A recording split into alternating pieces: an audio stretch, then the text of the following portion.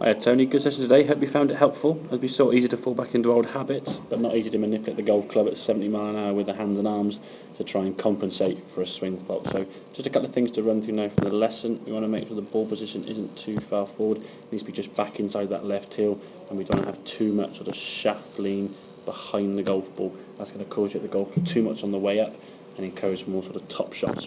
In terms of the swing now, as we said, taking the golf club away nicely, as we can see, the top of the backswing is good, nice one-piece takeaway, nice full shoulder turn and hinge to the top. The thing to focus on now is that hinge and the release of the body, get that left hip working down better and releasing through, and we can then let the arms then just release and fold over.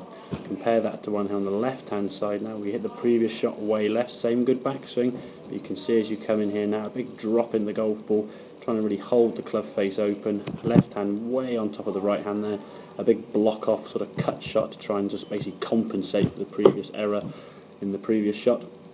And obviously the ball then went way off to the right, so if we can just get yourself set up better, grip's not too bad, gate takeaway, top of the backswing is really good.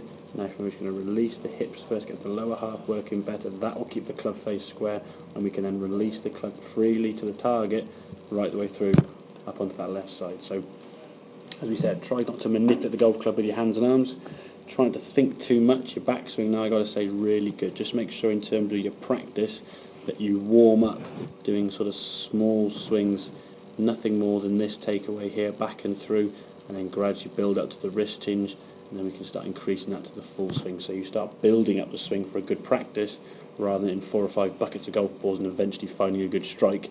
But then the next day you've lost that feeling and you're back to square one again. So hope that all makes sense. Any questions, obviously give me a shout, and I'll see you soon.